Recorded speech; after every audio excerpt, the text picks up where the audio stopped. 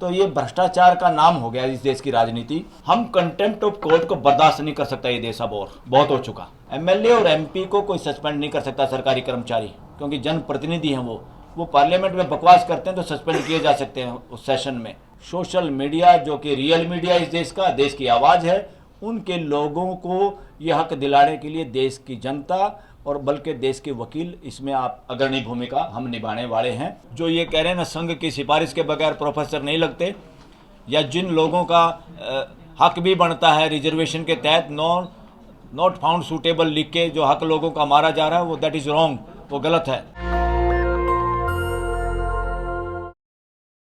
कोई भी किसी के खिलाफ बोलता है, प्राइम मिनिस्टर भी साइकिल पे चला जाता है, पैदल चला जाता है, और हमारे यहाँ हिपोक्रेसी क्या है?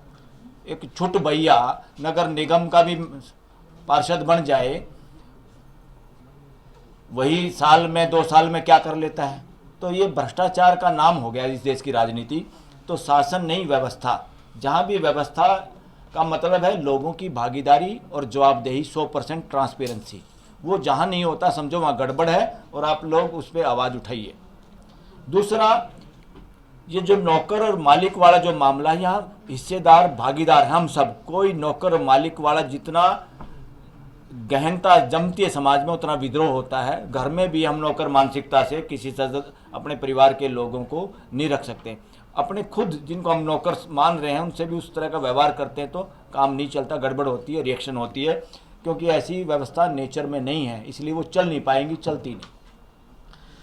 कंटेम्प्ट ऑफ कोर्ट की बात में मैं ये कहना चाहता हूँ, मैं कई बार इस पे बोल चुका हूं कि आज के दिन कई बार अगर देखा जाए तो बहुत बार ऐसा लगता है कि जज खुद कंटेम्प्ट ऑफ कोर्ट कर रहे हैं, हाई कोर्ट्स के भी और सुप्रीम कोर्ट के भी। मैं ये बात क्यों कह रहा हूं? ये मैं बात कई बार कह चुका हूं, और कोर्ट में भी, कोर्ट के प्रेशर में भी ये बातें हो गई हैं। वो क्यों है? कोर्ट का काम है न्याय करना, फैसले देना नहीं है। मगर सुप्रीम कोर्ट के जज खुद कह गए हम तो जजमेंट करते हैं, न्याय व्याय का कोई गारंटी नहीं है, और क्योंकि हम फाइनल है इसलिए हमारी बात मानी जाती है, हम हमेशा ठीक होंगे, ये भी बात नहीं है। न्याय का एक ही आधार है, आपके किए हुए फैसले से दोनों पार्टियों के बीच में बिगड़ा हुआ भाईचारा पुनर्स्थापित होता है तो आपका फैसला नहीं न्याय है। आपका पार्लियामेंट में बनाया हुआ कानून देश को जोड़ने का काम करता, समानता का काम करता, भाईचारे को बढ़ाने का काम करता है, सबके चेहरे पे मुस्कुराहट लाने का काम करता, तो आपने सही कानून बनाया। सिंपल, इसमें कोई रॉकेट साइंस नहीं है। तो साथियों, कंटेम्प्ट ऑफ कोर्ट से डरने की कतई जरूरत नहीं। आज के वकीलों ने नब्ज पकड़ ली इस बात की कि कंटेम्प्ट ऑफ कोर्ट वकील कम, जज ज़्यादा कर रहे हैं देश के अंदर। और आज के दिन वो बहम भी निकल गया है कि देश में चर्चा हो फैसलों की, जजों पे चर्चा ना हो, जज का नाम ना हो, मगर हम अपने घर में बैठ के, हमारे पे कोई रोक नहीं है कि जज के नाम का जिक्र ना हो। वो जज कोई आइवरी टावर में रहने वाले लोकतंत्र में, राजा की कोर्ट में ऐसा हो सकता है। आप कोई गड़बड़ करे, कोई जज बदमाशी करे, अगर मैं सच्चाई बता रहा हूं तो कोई कंटेम्प्ट ऑफ कोर्ट नहीं। देश का कानून है, सच्चाई बताने में, रियलिटी बताने में कोई कंटेम्प्ट ऑफ कोर्ट नहीं, और किसी की हिम्मत नहीं, ना वकीलों की ना जजों की, कि कोई इस पर कंटेम्प्ट ऑफ कोर्ट चलाए। सिर्फ और सिर्फ ये डराने की बात थी। बहुत डर चुका देश, अब डरने की कोई जरूरत नहीं है। पत्रकारों को तो डरने की कोई जरूरत नहीं। और इस प्लेटफार्म से मैं ओपनली ये पूरे देशवासियों को, क्योंकि इस प्लेटफार्म के साथ बहुत लोग जुड़े हुए हैं, सामने बेशक मैं दिखाई या कुछ और साथी दिखाई दे रहे हैं, हम कंटेम्प्ट ऑफ कोर्ट को बर्दाश्त नहीं कर सकता। ये देश अब और बहुत हो चुका। और इस कंटेम्प्ट ऑफ कोर्ट में भी मैक्सिमम सजा 6 महीने की है, तब भी दूसरे पक्ष को सुने बगैर नहीं दी जा सकती। ये कोई काले पानी की सजा नहीं है कि आपको कोई भी दलील नहीं और आपको फांसी पे लटका दिया जाएगा। तो इसलिए इसको मैं इंडिविजुअल तौर पे कहता हूं बंदर घुड़की। और कोर्ट अगर सही काम करती है तो उनको कंटेम्प्ट ऑफ कोर्ट लगाने की जरूरत कहाँ है? किसी भी जज को, किसी भी कोर्ट को डरने की जरूरत ही नहीं कि मेरी कंटेम्प्ट हो गई। अगर आप अच्छा काम करें तो कंटेम्प्ट कहाँ, आपका तो स्वागत होगा, आपकी तो जय जयकार होगी। तो कंटेम्प्ट ऑफ कोर्ट से ज़्यादा फड़कने की जरूरत नहीं, बहुत फड़क चुका देश, अब इसमें कोई फड़कने की जरूरत नहीं है। एक अशोक जी, चित्रांशी जी और सारे साथियों, एक बात पे ध्यान देना, इस देश में एक डेमोक्रेसी के ऊपर बहुत लैकुना है। और एक राम बहादुर राय जी भी हैं, इंदिरा गांधी उस कला केंद्र के अध्यक्ष हैं आजकल, वो भी पत्रकार थे शायद। उनका भी बड़ा प्रिय विषय है। मेरे को भी वो कहते हैं मेरे जीते जी ये काम हो जाएगा क्या? मैं कहा आप जहाँ बैठे हो, चिपके हो बैठे हो, अगर वहीं से आप आवाज़ लगाओ दाड़ के तो अभी हो जाएगा। मैं कहा मरने का इंतजार क्यों कर रहे हो? वो क्या काम है इस देश में? अब पंचायती राज, यहाँ भी शब्द गड़बड़ यूज हो रहा, राजवाज का कोई चक्कर नहीं। इन्होंने नाम भी हमने गलत अभी अडॉप्ट किए हुए हैं। सरकार, पंचायती राज एक्ट, राजवाज कुछ नहीं, पंचायती व्यवस्था। और उसमें क्या है, पंच, सरपंच, पार्षद, जिला ब्लॉक समिति के मेंबर, जिला परिषद के मेंबर, इन सब को एक डीएम सस्पेंड कर सकता है। ये शीर्षासन है इस देश के लोकतंत्र पे, लोकतंत्र की हत्या। राजीव गांधी जब प्रधानमंत्री था तो तब ये कानून आया था, और राजीव गांधी का बेटा आजकल अपोजिशन में एक मुखर भूमिका निभा रहा है। वहाँ तक भी बात पहुँची, और सबकी जिम्मेवारी, किसी एक परिवार की या एक आदमी की जिम्मेवारी नहीं। एमएलए और एमपी को कोई सस्पेंड नहीं कर सकता, सरकारी कर्मचारी, क्योंकि जनप्रतिनिधि हैं वो पार्लियामेंट में बकवास करते हैं तो सस्पेंड किए जा सकते हैं उस सेशन में, या कोई एक्ट ऐसा है कि 2 साल की सज़ा होगी तो वो उनका पद जा सकता है। मगर पंच, सरपंच जो असली धुरी हैं डेमोक्रेसी की, उनको अफसर सस्पेंड कर सकते हैं। इसलिए वो गुलाम बने हुए हैं हर जगह स्टेट में। अब चाहे बीजेपी की सरकार हो चाहे कांग्रेस की है, अगर अपोजिशन ईमानदार है इस मामले में, तो अपोजिशन की जहाँ सरकारें हैं वो इस सारे अपने जो स्टेट के कानून है उसमें से ये कॉलम हटाया जाए। ये हर स्टेट के कानून में है ये गड़बड़ घोटाला। इसलिए इस लोकतंत्र को स्थापित करने में आप सारे पत्रकारों को मदद करनी, जनप्रतिनिधि को कोई भी सस्पेंड ना कर पाए, सरकारी मुलाजिम खासतौर पर, क्योंकि सरकारी मुलाजिम मदारी का बंदर बन जाता है। अपनी प्रमोशन के लिए, ट्रांसफ़र के लिए, या कुछ करप्शन कर लिया उसको दबाए रखने के लिए वो यसमैन हो जाता है। तो ये बड़ी गड़बड़ है इस देश के अंदर। तो इस पर थोड़ा सा आप लोग ध्यान देंगे, और इसमें कहीं ना कहीं किसी प्रोग्राम में इस तरह की बातें आएँ तो आप ज़रूर इसमें अपने अपने रोल अदा करने की कोशिश करें।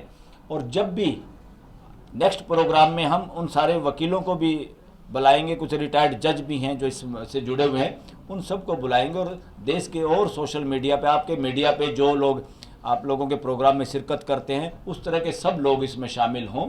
और उसमें सारी आयोजन की जिम्मेदारी एडवोकेट्स की रहेगी, सिर्फ और सिर्फ आप लोगों को इकट्ठा बिठाने के लिए, ताकि इस देश की आवाज़ बुलंद हो सके और आप बिल्कुल निर्भीकता से, और चाहे वो चीफ जस्टिस हो, चाहे इस देश का प्राइम मिनिस्टर हो, चाहे कोई मुख्यमंत्री हो, किसी के भी खिलाफ आप बोलने में बिल्कुल हिचके ना, तब जाके ये मामला फिट बैठेगा। और इतने सारे लोग जब इकट्ठे हो जाएंगे तो सोचने का नहीं फिर, बल्कि आप डिसाइड करोगे कि आप लोगों के लिए, जैसे सुप्रीम कोर्ट में, पार्लियामेंट में कवरिंग के लिए, सरकारी महकमों में कवरिंग करने के लिए you are not allowed to enter, विधानसभाओं में आपको कोई एंट्री नहीं है। हम खुद चाहते हैं, हमारे मन में हम डिस्कस करते हैं कि ऐसे पत्रकारों को कोई भी आधार बना के, मिनिमम कोई फार्मूला तय करके, सोशल मीडिया जो कि रियल मीडिया इस देश का, देश की आवाज़ है, उनके लोगों को यह हक दिलाने के लिए देश की जनता और बल्कि देश के वकील इसमें आप अग्रणी भूमिका हम निभाने वाले हैं।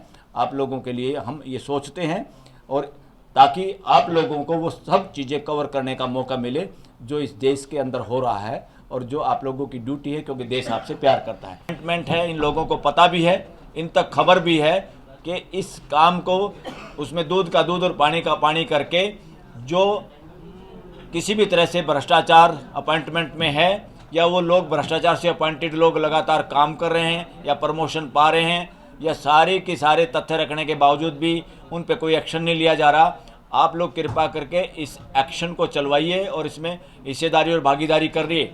वरना ये देश और ये पूरा शिक्षा जगत से जुड़े हुए लोग और इस देश के जो अभिभावक हैं, पेरेंट्स हैं, उनका बड़ा प्रश्न चिन्ह आप लोगों के खिलाफ भी होगा, और आप लोगों के आचरण पे भी होगा कि इतनी बड़ी गड़बड़ आपकी नाक के नीचे हो रही है और आपके संज्ञान में भी है, मगर आप लोग कार्रवाई नहीं कर रहे। इसमें हम ये सारी बात रिक्वेस्ट के तौर पे प्राइमा फेसी हम होम मिनिस्टर हो, प्राइम मिनिस्टर हो, और ये जितने संघ के पदाधिकारी हैं, और ख़ास तौर पे अरुण कुमार जो कि सरकार और आरएसएस के बीच की कड़ी हैं, उनको इसमें इमीडिएट संज्ञान में लेना चाहिए।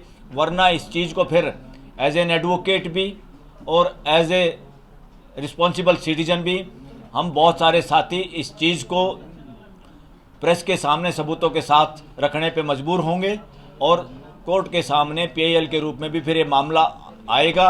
इससे पहले हम चाहते हैं शिक्षा में जो गंदगी फैली है डीयू में, उस गंदगी को दूर करो और उस गंदगी में बिल्कुल भागीदारी करना छोड़ दो। जो ये कह रहे हैं ना संघ की सिफारिश के बगैर प्रोफेसर नहीं लगते, या जिन लोगों का हक भी बनता है रिजर्वेशन के तहत नॉट फाउंड सूटेबल लिख के जो हक लोगों का मारा जा रहा है, वो दैट इज़ रॉन्ग, वो गलत है। और शिक्षा में अगर टीचर ही गड़बड़ घोटाले से अपॉइंटेड होंगे, वो हमारे बच्चों में क्या संस्कार देंगे, क्या शिक्षा का हाल होगा।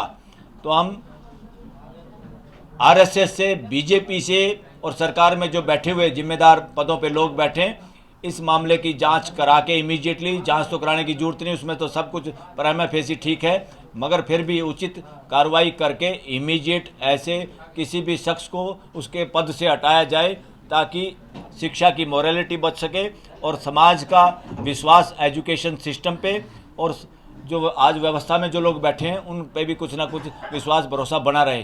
Thank you very much. National Dastak की आपसे गुजारिश है कि अगर इसको बचाना चाहते हैं तो नेशनल दस्तक को सब्सक्राइब करने के लिए रेड कलर के सब्सक्राइब बटन को दबाएं, फिर बेल आइकन की घंटी दबाएं। नेशनल दस्तक को बचाने के लिए बहुत जरूरी है कि हर खबर को शेयर करें, लाइक करें, कमेंट जरूर करें।